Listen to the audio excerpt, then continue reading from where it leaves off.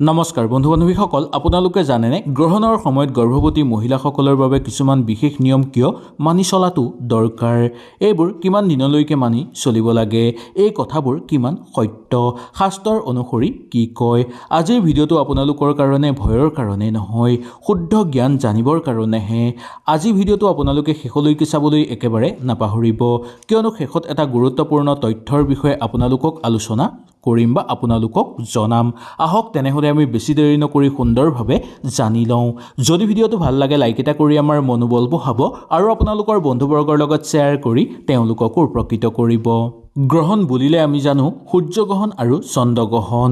যেতিয়া চন্দ্ৰ বা সূৰ্য আংশিক ৰূপত বা সম্পূৰ্ণ ৰূপত ঢাক খায়, ভাৰতীয় সংস্কৃতিত গ্ৰহণৰ কেৱল জ্যোতিষ বৈজ্ঞানিক ঘটনা নহয়, ই এটা আধ্যাত্মিক সময়ৰ বুলিও ধাৰণা কৰা হয়। বিশেষকৈ গৰ্ভৱতী মহিলাসকলে এই ক্ষেত্ৰত শৰীৰ আৰু মন দুয়োটাই অধিক সংবেদনশীল হৈ থাকে। সেই গতিকে গ্ৰহণৰ সময়ত আমি কিছুমান সাৱধানতা অৱলম্বন কৰি চলাটো অত্যন্ত দৰকাৰ। হিন্দু শাস্ত্ৰসকলৰ অনুসৰি কিছুমান ক্ষেত্ৰত গ্ৰহণৰ সময়ত প্ৰকৃত শক্তিৰ কিছুমান পৰিৱৰ্তন ঘটিবলৈ ধৰে। বিশেষকৈ গৰুণ পুৰাণৰ আৰু স্থিতি গ্ৰন্থসমূহত কোৱা হৈছে যে এই সময়ত গৰ্ভৱতী মহিলাসকলে মানসিক শান্তি বজাই ৰাখিবলৈ চেষ্টা কৰিব লাগে। অশান্তি সৃষ্টি কৰাৰ কাম কেতিয়াও কৰাটো উচিত নহয়। এই সময়ত কেতিয়াও ভয় খাই থাকিব নালাগে, মনত কেতিয়াও ভয় ভাৱ আনিবলৈ দিব নালাগে। এইকেইটা কথা বিশেষভাৱে আপোনালোকে সাৱধান হৈ চলিবলৈ চেষ্টা কৰিব। সাৱধান হৈ আপোনালোকে কিছুমান নিয়ম মানি চলিব লাগিব। গ্ৰহণৰ সময়ত গৰ্ভৱতী মহিলাসকলে কি কৰিব লাগিব? 1 নম্বৰতে বাহিৰলৈ কেতিয়াও আপোনালোক নাযাব। গ্ৰহণ চলি থকাৰ সময়ত আপোনালোকে বাহিৰলৈ নাযাব। সূৰ্যগ্ৰহণেই হওক বা চন্দ্ৰগ্ৰহণেই হওক, এই গ্ৰহণ আপোনালোকে এৰি চলিব পৰাটো অত্যন্ত জৰুৰী বা এৰি চলিবলৈ চেষ্টা কৰিব। ই এক শাস্ত্ৰীয় বিশ্বাস বুলি মনা গৈছে। গ্ৰহণ চলি থকাৰ সময়ত গৰ্ভৱতী মহিলাসকলে ঈশ্বৰৰ নাম জপ কৰিব পাৰে। এই সময়ত ওম নমঃ শিৱায় বা গায়ত্ৰী মন্ত্ৰ আপোনালোকে জপ কৰিব। এনে কৰিলে মন শান্ত হৈ থাকিব। মন শান্ত মানে মাতৃ শান্ত, মাতৃ সুস্থ মানে শিশু সুস্থ। সূৰ্যগ্ৰহণৰ দিনা মহিলাসকলে পেটৰ ওপৰত সূতা বন্ধাৰ নিয়ম বহুদিনৰ পৰা চলি আহিছে। বহু ঠাইত ৰঙা ৰঙৰ বা কপাহী ৰঙৰ সূতা পেটৰ ওপৰত আলফুলে বান্ধি দিয়া হয়। এইটো প্ৰাকৃতিকভাৱে বিশ্বাস কৰা বুলি মনা গৈছে। প্ৰকৃতিৰ সুৰক্ষাৰ বিশ্বাস বুলিও মনা যায় বহুকেইটা ক্ষেত্ৰত। 4 নম্বৰটো, গ্ৰহণৰ সময়ত গৰ্ভৱতী মহিলাসকলে ধাৰ থকা বস্তু এৰি চলিব।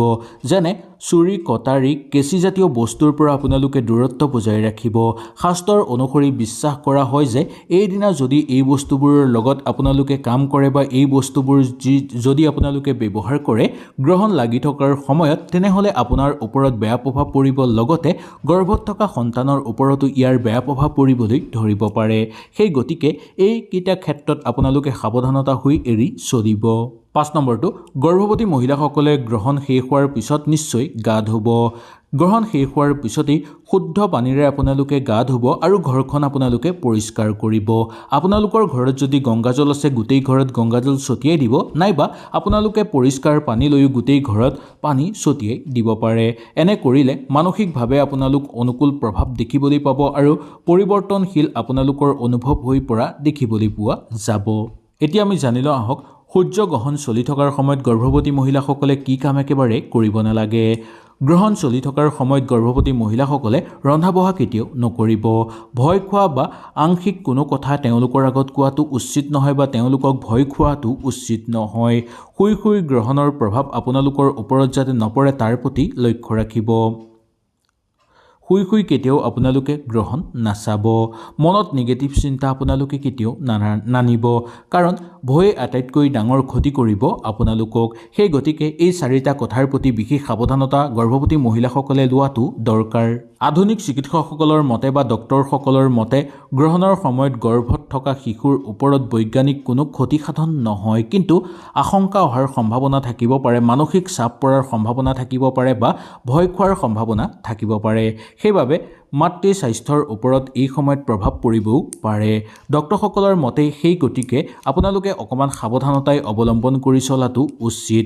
সেইবাবে শান্ত থাকক আৰু আপোনালোকে ইতিবাচকভাৱে থাকিবলৈ চেষ্টা কৰিব। শাস্ত্ৰই কেতিয়াও অন্ধবিশ্বাস শিপাবলৈ নিদিয়ে। শাস্ত্ৰই কয় যে যি কামে মনৰ শান্তি দিয়ে বা মনলৈ শান্তি আনে সেই কাম নিশ্চয় কৰিব লাগে। বিশ্বাস থাকিলে আপোনালোকে এই নিয়মবোৰ মানি চলিব। বিশ্বাস নাথাকিলে একো ভয়ৰ কাৰণ নাই। আপোনালোকৰ নিজৰ কথা। যদি আপোনালোকে বিশ্বাস কৰিছে এই কথাবোৰ তেনেহ'লে সম্পূৰ্ণ নিয়ম আপোনালোকে মানি চলিব। যদি বিশ্বাস নাই তেনেহ'লে ভয় খোৱাৰো কোনো কাৰণ নাই। এই ভিডিঅ'টো আপোনালোকৰ বাবে নিশ্চয় সহায় হৈছে। যদি ভিডিঅ'টো ভাল লাগিলে লাইক এটা কৰি আমাৰ মনোবল বঢ়াব আৰু আপোনালোকৰ বন্ধুবৰ্গ তথা আত্মীয়ৰ লগত এই ভিডিঅ'টো শ্বেয়াৰ কৰি তেওঁলোককো এই কথাখিনি জানিবলৈ সুবিধাটো দিব। আৰু আপোনালোকে কোন ঠাইৰ পৰা মোৰ ভিডিঅ' চাই আছে নিশ্চয় তলত কমেণ্ট কৰি জনাবলৈ একেবাৰে নাপাহৰিব। তেনেহ'লে আজিলৈ আপোনালোকৰ ওচৰৰ পৰা বিদায় লৈছোঁ। কালিলৈ পুনৰ আপোনালোকক লগ পোৱাৰ প্ৰতিশ্ৰুতিৰে আজিলৈ নমস্কাৰ।